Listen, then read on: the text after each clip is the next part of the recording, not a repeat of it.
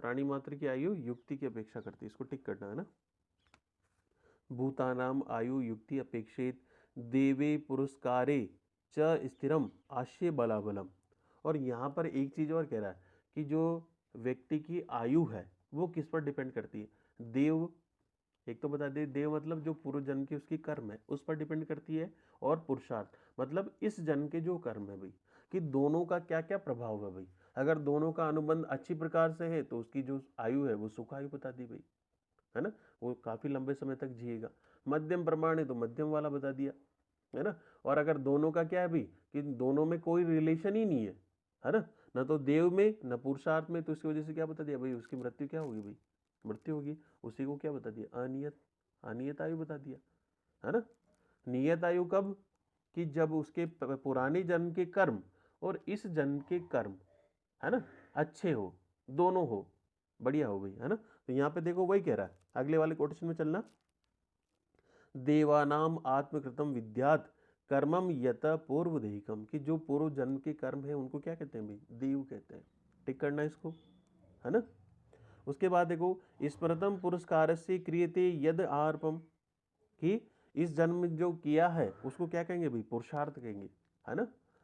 तो देव बता दिए प्लस पुरुषार्थ बता दिया, देव पुराने जन्म के कर्म, पुरुषार्थ इस जन्म के जो कर्म, है ना।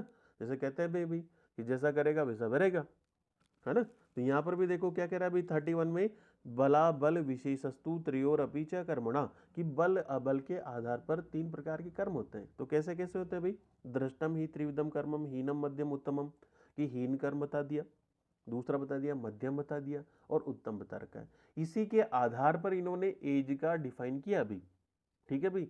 जैसे अगर क्या है भाई कि जो उसका जो देव है प्लस पुरुषार्थ है, ठीक है भाई, अगर उत्तम है तो उसकी आयु भी कैसी होगी भाई, उत्तम होगी, मतलब नियत आयु होगी, सीधा सीधा कहने का मतलब ये। फिर उसके बाद देखो देव और पुरुषार्थ में क्या है भाई, मध्यम अनुबंध है, ज्यादा देव भी उसके अच्छे हैं, है ना, लेकिन क्या है पुरुषार्थ वाला कमजोर है ना, दोनों में से कोई ऐसा मध्य वाला है, तो उसकी आयु कैसी होगी भाई, कि फिर कोसी तो मध्यम वाली हो जाएगी। और हीन क्या, कि उसके देव पुराने जन्म के कर्म भी अच्छे नहीं है, इस जन्म में भी अच्छे कर्म नहीं कर रहा, तो फिर कैसा बता दिया भाई, हीन, तो उसकी आयु कम होगी। सीधा सीधा कहने के पीछे रीजन यही है, इसको टिक कर लेना भाई, है ना। तो त्रिविध कर्म बता दिए, है ना। अब इसको देखो आप लोग एक बार विमर्श में चलो, विमर्श में क्या कह रहा है भाई, देखा जाता है कभी भाग्य बलवान होता है कभी बलवान, है ना। कहने के पीछे यही है, भाग्य मतलब पूर्व जन्म के कर्म कह रहा है, पुरुषार्थ इस जन्म के कर्म है ना। तो इस पे देखो नीचे नीचे कह रहा है भाई कि व्याधि का देव प्रदान न हो, इसी प्रकार देव के होते भी पुरुष, है ना, पुरस्कार प्रदान होता है और देव दब जाता है तो उसको पुरुषार्थ से कार्य करता है भी, कि ऐसा कहते हैं ना, कई बार ऐसी कंडीशन होती है कि मेरे तो, है ना, पूरा आगे चलो। इसमें कर्म अनुसार आयु बता रखी भाई, देवीन चेतरतम कर्मम विशिष्टो उपहंति च, है ना, कि जिसके देव कर्म वही वापस उसी की बात कर रहा है अभी, है ना। उसके बाद अब कोटेशन नंबर अगले 36 पे चलो भाई। 36 में क्या कह रहा है भाई, अगर आपको इसका विमर्श भी देखना हो तो इसको विमर्श को भी देखना एक बार, बलवान हो ना तो वो एक दूसरे के प्रभाव को नष्ट कर देता है अभी, है ना। कई बार ऐसा भी होता है कि उसका भाग्य बहुत अच्छा था उसकी वजह से हो गया, या फिर उसने कोई अच्छे कर्म किए तो उसके आधार पर क्या भाई वो बच गया, है ना, कहते हैं अपन। तो उसके पहले कहने के पीछे यही है, तो इसमें अपने को ये टिक करना है, यदि ही नियत कालम प्रमाणम आयु सर्वशातम, कि जिस व्यक्ति की क्या होती है भाई, नियत काल बता दिया, जिसमें देव बल भी अच्छे बता दिए, पुरुषार्थ भी अच्छा है, तो उसकी आयु कैसी होगी भाई, नियत आयु होगी, है ना। नियत काल तक वो बता दिया, जैसे टाइम पीरियड बता रखा कि 100 साल तक जीवित रहेगा भाई, सर्वशातम तदा आयुष कारणम, तो उसकी आयु का हास नहीं होगा भी, है ना। तो इसमें देखो और बता दिया, न मंत्रो औषधि मणि मंगलम होम नियम, भली से वो कुछ करे या नहीं करे, है ना। तो ये क्या है भाई, एक प्रकार की देवापस्य चिकित्सा है, युक्ति व्यापस्य भी चिकित्सा है ना। अब इसके बाद देखो यहाँ पे और भी चीज कह रहा है भाई कि वो व्यक्ति, इनके अलावा, भाई ये तो चीजें दो तो बता दी, लेकिन इनके अलावा और भी चीजों का सेवन करे, तो और चीजों का सेवन कैसे बता दिया है देखो यहाँ पे, क्योंकि काल मृत्यु अकाल मृत्यु के बारे में बता रहा है। तो इसमें देखो 38 में, यथा यानम समायुक्ते प्रकृति अक्षम गुणे अपेक्षितम, है ना। तो यहाँ पे देखो सेकेंड लाइन को टिक करना, यथा कालम स्व प्रमाणम शया देवासनम गच्छेत, कि जिस व्यक्ति की क्या होती है भाई, जैसी आयु होती है और आयु के साथ ही क्या बता दिया भाई, स्वप्रमाण, अपने आप ही उसका शरीर का क्या हो रहा है, नाश हो रहा है ना। जैसे पहले बाल्यावस्था, फिर उसके बाद युवावस्था, है ना, उसके बाद वृद्धावस्था, वृद्धावस्था के बाद क्या हो रहा है भाई, उस प्रमाण से जा रहा है। तो यहाँ पे देखो कहना वही चाह रहा है ना। स्वप्रमाणम शया देवासनम गच्छेत तथा आयु, तो उसको देखो आयु बोला है, शरीरोपगते बल वर्ण कृतम च यथा उपवर्णम, है ना, कि उसका जो उपचय है, बल वर्ण है, स्वप्रमाणम देवासनम गच्छेत, है ना, कि जैसे टाइम पीरियड के अनुसार होता है या फिर जा रहा है, नष्ट हो रहा है भाई, तो स मृत्यु काले, तो उसको बोला है भाई काल मृत्यु। ठीक है, तो काल मृत्यु किसको बोला भी बता रखा है क्या, यथा स चैव, यथा स च एव अक्षो, कि जैसे कोई गाड़ी का पहिया है भी, अब गाड़ी पे अपन क्या करेंगे भी, अगर क्या बता दिया अति भारम, है ना, कि अगर आप गाड़ी में ज्यादा भार ढोओगे भी, है ना, अति अधिष्ठितम, या फिर उसको ऐसा रास्ते के ऐसे रास्ते पे चलाओगे जो रास्ता ही बहुत बेकार हो, है ना, विषम पथे, है ना, चक्रा दक्षिणम, और क्या बता दिया अभी कि टेढ़े मेढ़े रास्ते पे गमन कराएंगे भी, या फिर उसके अलावा देखो चक्रा, क्योंकि पहले उसमें क्या करते थे, ऑयलिंग जरूर करते थे भाई, जो बैलगाड़ी चलाते हैं तो उनमें क्या जो पहिए में अधिकतर क्या उसको लुब्रिकेंट करते थे, तो उसमें कभी लुब्रिकेशन किया ही नहीं। तो यहाँ पर भी शरीर के लिए कह रहा है, इसको शरीर से कोरिलेट कर रहा है अभी, कि आप क्या कर रहे हो अभी, कि जैसे वो पहिया है, अब वो पहिए की गति आप कैसे करा रहे हो भाई, सम्यक प्रकार से, जैसे उसको बता दिया कि आप उसकी सारी चीजें सम्यक प्रकार से करोगे, ना तो उसको विषम पथ पे ले जाओगे, ना उस पर ज्यादा बाहर डोगे, है ना, या फिर क्या बता दिया कोई ऐसे सारी चीजें जस्ट अच्छी अच्छी करोगे, तो वो क्या पहिया जैसे धीरे धीरे उसका टाइम पीरियड बता दिया भाई 10 साल में टूटेगा, 20 साल में टूटेगा, तो वो काल काल के वशीभूत होकर के ज्यादा चलेगा, है ना। तो ऐसे ही अपना शरीर है, तो शरीर में भी क्या बता रखा है, जैसे अपना शरीर है कि पथ्य का पालन करना चाहिए, वेगों का विधारण नहीं करना चाहिए, विस्मासन नहीं करना चाहिए भी, साहस का वर्जन करना चाहिए। जब इन चीजों का अपन अगर पालन करते हैं तो उसके आधार पर अगर व्यक्ति इनका पालन करते हुए उसके मृत्यु को प्राप्त करता है तो उसको अपन कहते हैं काल मृत्यु। लेकिन कि वो विश्वासन भी करेगा, वेगा विधारण भी करेगा, साहस भी करेगा, तो उस वजह से क्या होगा भाई, उसका शरीर का नाश होगा और वो अकाल में ही नष्ट हो जाएगा, तो उसको अपन बोलेंगे अकाल मृत्यु।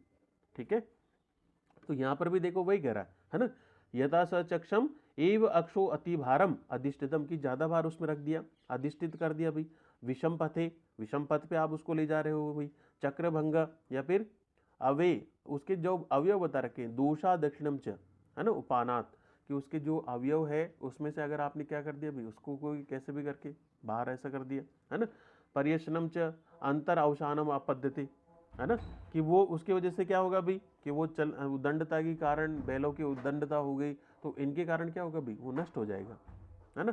तो ऐसा ही बता रखा है। तो इसी में देखो क्या कह रहा है अभी, यथा आतुरस्य यथा बल आरंभे, कि जिस व्यक्ति का जैसा बल होता है उसी के आधार पर क्या करे भाई, अभ्यवरणम भोजन करे, विश्मासनम अभ्यरणम विश्मासनम शरीर मानम अति मैथुनम संधि, है ना, फिर मैथुन का त्याग करे, संधारण न करे, है ना। इसके अलावा देखो न वेगांधारे विधारणम, कि वेगों का विधारण भी न करे, विषय अग्नि उपहते घात, इन चीजों से अपने शरीर को दूर रखे भी, है ना। तो यहां पर लास्ट में अपने को इसको टिक करना, ज्वर आदि नाम, ज्वर आदि नाम आतंके मिथ्योपचरितम काल मृत्यु नाम पश्चात, कि जो रोग ग्रसित होगा, क्योंकि वो अपत्य का पालन करेगा, वेगों का विधारण करेगा, साहस करेगा, है ना, सारी चीजों को जस्ट अगर ऐसा करेगा तो उसकी वजह से क्या होगा भाई, कि उसमें ज्वर आदि, कि उसमें रोग उत्पन्न होंगे, और रोग उत्पन्न होंगे तो वो क्या बता देगा भाई, उसकी मृत्यु अकाल, मतलब जो काल है, काल से पहले ही उसका जो टाइम पीरियड है उससे पहले ही मृत्यु हो जाएगी, तो उसको अपन बोलेंगे अकाल मृत्यु। तो यहाँ पर कोरलिया है, इसमें क्या बता दिया, त्वरित भी पानी उष्णम प्रचित्यम भिस्गो भूषम द शीतलम, कि उष्ण जल क्यों हितकारक होता है भी, किसमें, ज्वर में उष्ण जल क्यों हितकारक होता है भी, तो यहाँ पे वही कह रहा है भी कि जो उष्ण जल होता है वो पाचन करता है ना, तो पाचन करने के कारण उष्ण जल इसमें हितकारक होता है। तो इसमें बता दिया देखो, त्वरित भी पानी उष्णम प्रचिंती भिस्गो भूषम न शीतलम, कि आपको यहाँ उष्ण जल क्यों, शीतल जल लेना चाहिए भी, क्योंकि शीतल तो ऐसे भी क्या करते हैं अपन, पित्त जनित विकारों में शीतल चिकित्सा करते हैं, तो ये ऐसा इसको कह रहा है भी कि शीतल जल तो इसमें पित्त का शमन करता है, ये तो बात सही है, लेकिन क्या कर रहा है कि जो उष्ण जल होता है वो पाचन का भी कार्य करता है भी, और यहाँ पे इसी वजह से क्या बता दिया, अस्थि शीत साध्यो अयम अपनी धातु ज्वरम हित, इसलिए क्या बता दिया भी, शीतल चिकित्सा वहां पे अपन प्रयोग करेंगे जहां पर पित्त का विशेष रूप से अनुबंध हो, है ना, हालांकि इसमें पित्त का भी अनुबंध है ना, लेकिन ये उष्ण जल क्या करता है भी, पाचन करता है। और आमाशय जनित विकारों में आपको क्या करना चाहिए भी, लंघन पाचन दोषावसेचन करना है ना, तो पाचन के द्वारा उसको ठीक करना है।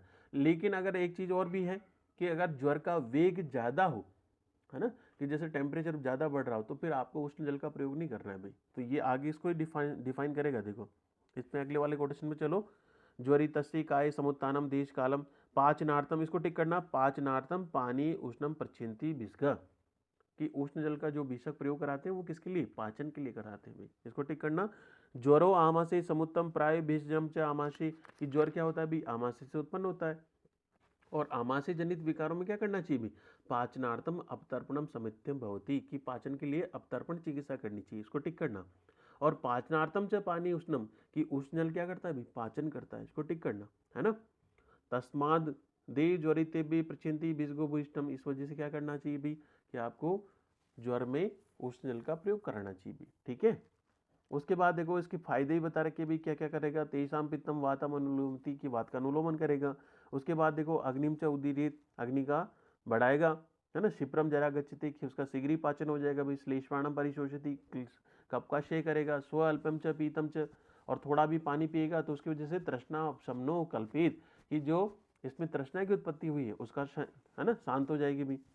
इसके अलावा देखो लास्ट में बता रखा है भी, उष्णेन ही दाह भ्रम प्रलापम अतिसारम भूयो अभिवर्धित, कि कभी भी जिसमें ज्वर का वेग तीव्र हो तो उसमें आपको उष्ण जल का प्रयोग नहीं करना भी, है ना। तो उष्ण जल के बारे में बता दिया। उसके बाद देखो यहाँ पर एक चिकित्सा के बारे में बता रखा है कि आपको निदान विपरीत चिकित्सा बता दी भाई, ये जो आप इसमें शीत और उष्ण चिकित्सा कर रहे हो, है ना। उसके बाद देखो 43 कोटेशन पे चलो, यहाँ पर अपतर्पण चिकित्सा के भेद बता रखे। अपतर्पण चिकित्सा के 3 भेद होते हैं भी, है ना, इसको टिक करना। अपतर्पणम च अपि त्रिविधम, लंघन पाचन और दोषावसेचन चेति। 43 टिक कर लेना इसको। अब इसको देखो डिफाइन कर रहा है कैसे, कि इसमें तत्र लंघनम अल्प बल दोषाणाम च, कि जिसमें कैसी ऐसी डिजीज हो जिसमें ज्यादा दोष प्रकोपित नहीं हो, तो उसमें अपन क्या करेंगे, उसको लंघन के द्वारा ठीक करेंगे भी। तो लंघन के द्वारा कैसे ठीक करेंगे भी, क्योंकि लंघन में 2 फैक्टर काम करते हैं। कैसा कैसा, एक तो वायु प्लस अग्नि, है ना। तो इसमें देखो लंघनेव अग्नि मारुतम वृद्धि, की लंघन के द्वारा अग्नि और वायु की वृद्धि होती है, इसको ठीक करना।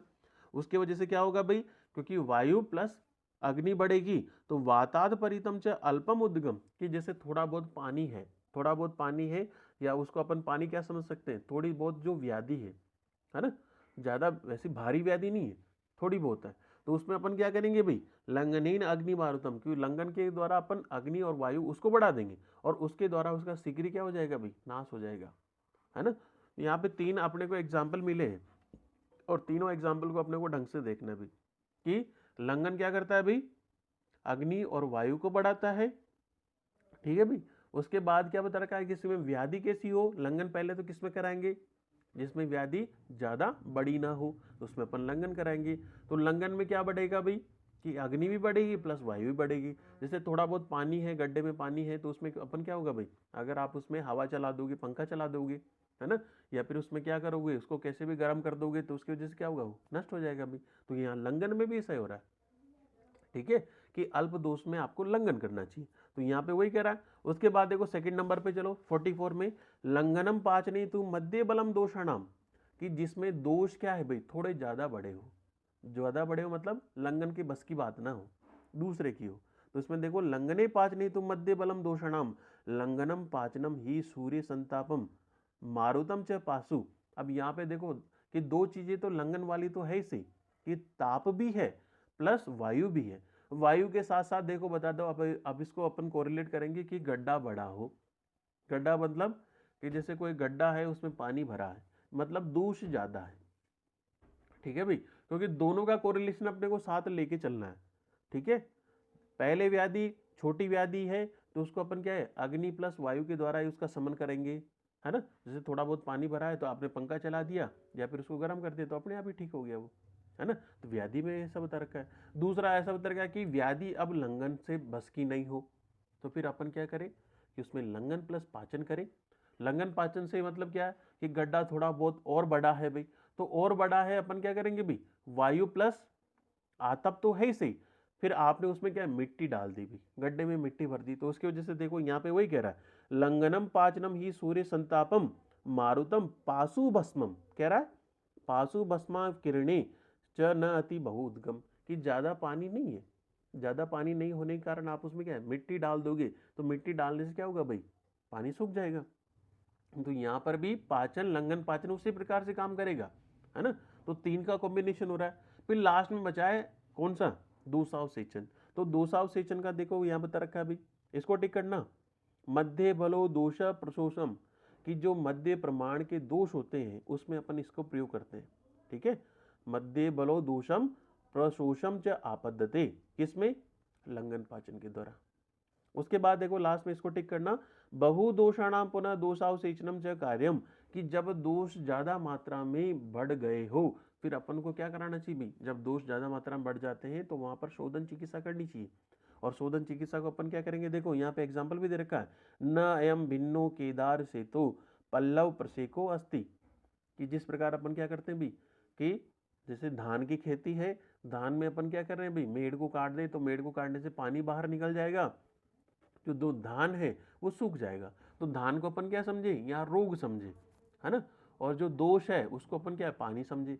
तो जैसे ही आपने मेड़ को काटा, दोषावसेचन किया, है ना, तो दोषावसेचन से क्या होगा भाई, कि जिस प्रकार से वो धान की फसल सूख रही है उसी प्रकार से क्या होगा भाई, रोग भी सूख जाएगा।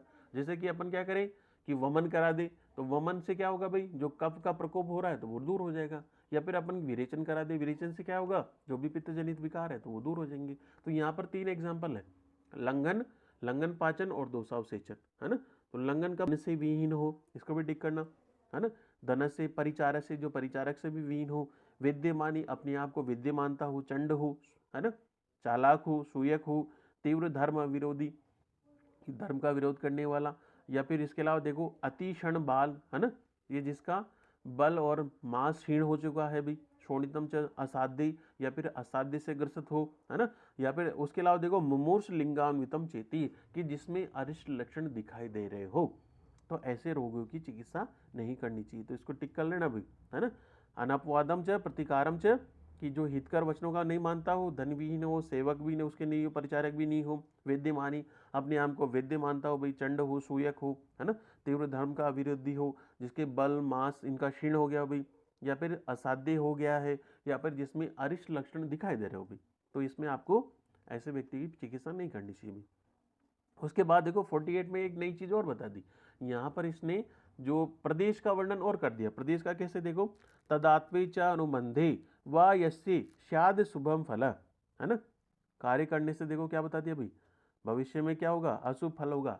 तो ये उनके लिए कह रहा है, अभी इसने उस चैप्टर को खत्म नहीं किया है, अचिकित्सित पुरुष वाले को खत्म नहीं किया है, कि अगर आप इनमें कोई कर्म करेंगे मतलब चिकित्सा करेंगे तो उसकी वजह से क्या होगा भाई, अशुभ फल ही मिलेगा भाई। ऐसे व्यक्तियों की आप चिकित्सा करोगे, अचिकित्सित पुरुषों की चिकित्सा करोगे तो क्या होगा, अशुभ ही फल प्राप्त होगा भाई। टिक करना है इसको। उसके बाद देखो यहाँ पर प्रदेश भी बता दिए। हालांकि इसने चरक ने जो प्रदेश बता रखे हैं वो वहां पे कल्प स्थान में मदन फल में बता रखे हैं। इसके अलावा देखो यहाँ पर भी बता रखे हैं, तो यहाँ पे अल्पो उदगम च द्रुमम च यस्य प्रवातम प्रचुर आतपे, कि जहाँ पर अल्प पानी, पानी कम है ना, पेड़ भी कम है। यस्तु प्रवातम च प्रचुर आतप, जहाँ पर क्या टेम्परेचर ज्यादा है, जैसे जांगल एरिया बता दिया अभी, मारवाड़ संभाग पूरा, है ना। गेयम स जांगलम, उसको जांगल प्रदेश जाना चाहिए। देशम स्व अल्प रोगम च तमोपि, आप लोगों ने देखा होगा कि जांगल प्रदेश के जो अधिकतर प्राणी होते हैं उनमें ज़्यादा रोग नहीं होते अभी, है ना। रोग ग्रसित कहाँ पे, जो आनु प्रदेश के रहने वाले व्यक्ति हैं उनको रोग ग्रस्त ज़्यादा होते हैं। तो यहाँ पे देखो वही कह रहा है, प्रचुरो उद्गम, कि जहाँ पर पानी भी ज़्यादा, वृक्षो यो निवाते, कि वृक्ष भी ज़्यादा है अभी, दुर्लभ आत पे, कि कभी कभी वहाँ पर आपको जो धूप है वो कभी कभी दिखाई देता है ना। तो उसको बता दिया। अनुपो बहुदोष से, इसलिए आनु प्रदेश क्या होता है अभी, अत्यधिक दोषों को बढ़ाने वाला होता है अभी। और सम साधारणम, साधारण के लिए बता दिया। ठीक है भाई। लास्ट में देखो और क्या कह रहा है अभी, ये आपका चैप्टर कंप्लीट।